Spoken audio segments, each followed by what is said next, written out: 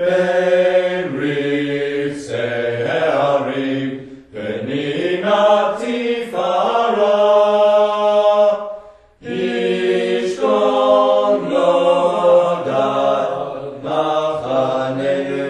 setting off. Hey, should we have a little roll call? We're on a mission from God to find the old Camp Ramah in Connecticut. Rhonda Parker, who's back there in the back seat. Hi, Rhonda. Say hi. Hey. Found some obscure reference. You want to say hi? This is Rhonda. I found the old Ramah, Connecticut in the depths of the woods. Now we're going to find it. Introduce themselves. Hi, Josh. I'm really excited to be a part of this road trip. Oh, yeah. You want to get Ben next to me before he pulls away? Ben, are you also coming to find the old Camp Ramah? No, I'm not. Oh, bye. Let's tell me the street name, Rhonda. 254 Young Street. Young? Young. Forever young. Okay, we're going to look how this works, Josh. We push the Y. This is so exciting. Does not exist. What? We're taking the back roads, my friend. Now, what is this address? Where do we get this address? So, this address, I believe, is actually the address of Warren Edwards III, the grandson of our caretaker. It's not the property, it's not the Ramah property, but according to his dad, he moved a mile up the road a few years ago. Awesome. And it's just a close street address. Hey, Josh, where we're going, we don't need roads. Somebody should explain what we're doing here. Ron, do you want to explain what? I will.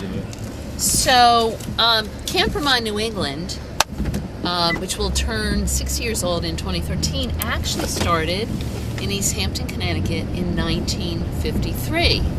And I believe it closed in 1968 and moved from Connecticut up to Palmer, Massachusetts. So this summer, knowing that our anniversary was coming up, I began to do some research and talk to people and do some research on the internet about whether we could actually go look at the old Camp Ramah in Connecticut. So Warren Edwards Sr. was the caretaker and head of maintenance, I believe all the years that Ramah, Connecticut was in operation. His son worked with him and still lives in this area, and actually his grandson also lives in the area. They're all named Warren Edwards. So the first man I called was Warren Edwards III, and then I found out that was the wrong one. And I spoke this morning with Warren Edwards Jr., who, as a young man, worked with his dad, helped build the ponds and a lot of the other infrastructure and maintain it in Connecticut. And today I found out that his dad actually helped to establish the Palmer campsite that we now know as Camp Ramah, New England. And so here are some of the things I learned this morning from Warren Jr. The original camp was built around 1900. It was called Camp Wapawag.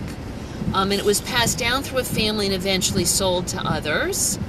The Edwards built the ponds. They brought water up from the Salmon River to create the ponds that were used at camp.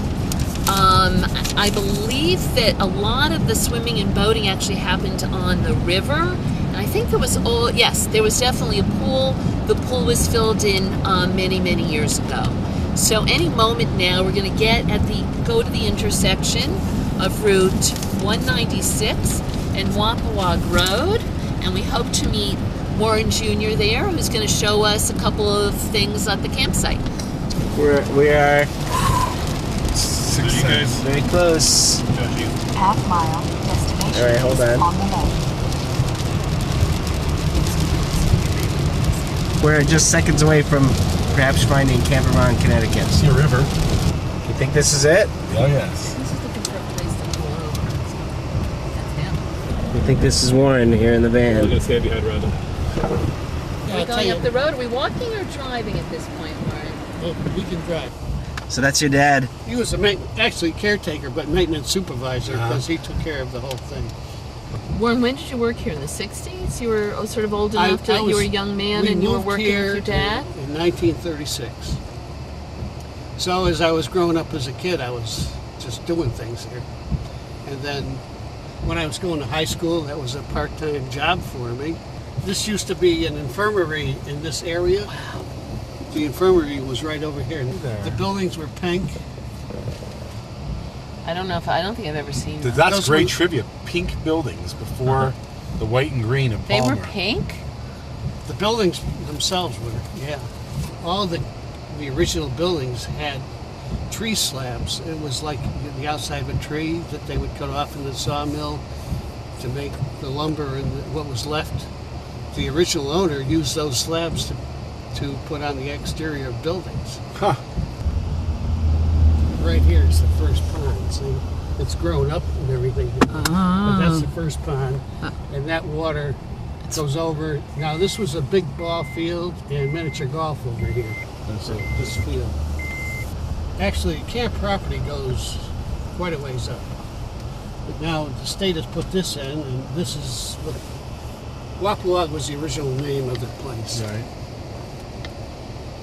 So we're facing toward the river now, right? Still see a backstop from the ball field. There was a ball field. Okay, there's part of. Oh, there's a baseball stop right there. Yeah, see it? The backstop. How do you see it? Right there, the metal frame. Baseball backstop, we can see right here.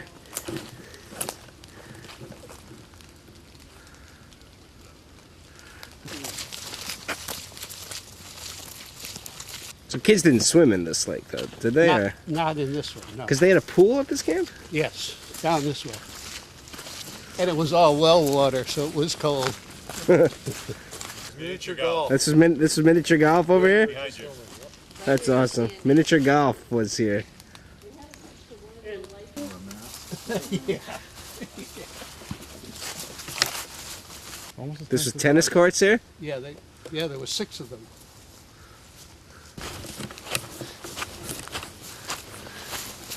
Oh, yeah. There's thorns right there, Josh. Ouch. Yeah, the paper's still there. Tennis, anybody? Tennis? So what was up? What was up here? Buildings for the kids, you know? Ah. Bunks where they lived. Yeah. And those are pink buildings. Were there still Pink foundations bunks. up there, or are they? We can see. And then when it became Camp Ramah, they had to put an addition on the kitchen to make, you know, your meat and your dairy separate. And where was that again? That was in this section No, of that camp? was By where we parked? where we parked. Now the swimming pool was over in this area to your right. It's all kind of grown up now. Those pine trees separated the pool from buildings which were on the opposite side of those pine trees. I think the most amazing thing to me is how overgrown it can get in 40 years. Just goes back to nature. It's Like, There's another baseball field.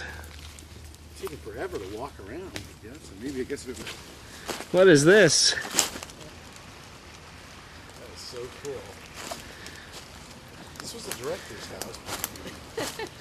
look at this, Josh, with the siding that Warren talked about. Oh yeah, this is that With wood the siding he planks. was saying. With the planks. There's more. There's down there. I Yeah. want Take a little piece home with you? I know, but I want a piece that's not going to fall apart. You got a souvenir? I got a souvenir. I don't know where it fits in the car. So these are the steps that led down to the river. And then there was a diving platform on the rock there. And here we are at the river.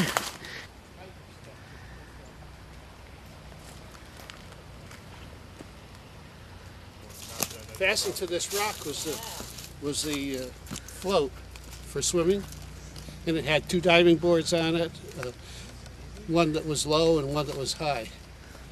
And you can see the fastener right there on the rock where it used to be fastened. Oh yeah, sure enough. Now the water was higher. The water was covering most of this rock. But down below to your right is where the dam is. You can't see it from here. But when the state blew the dam up, then they lowered the water level. Mm-hmm.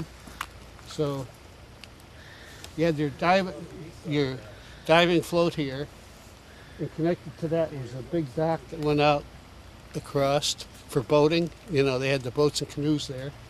And at the end of that dock was the bridge that went across to the other side. But I have a sister, and he kind of was hot on my sister, so he came the following year and he wanted to work for my dad. So he worked for my dad, and they started to go together. And eventually, things happened. They separated. Well, about 5 years ago, I got a call, and it was this fellow, Sonny Seidman, his name was. And he said, "Is this the Warren Edwards?" and blah, blah. Well, it came that my sister, she had had 7 children, and her husband had just passed away. Well, as a result, we got them together, and they're living in New Jersey now. How about that? Great story. All those years later.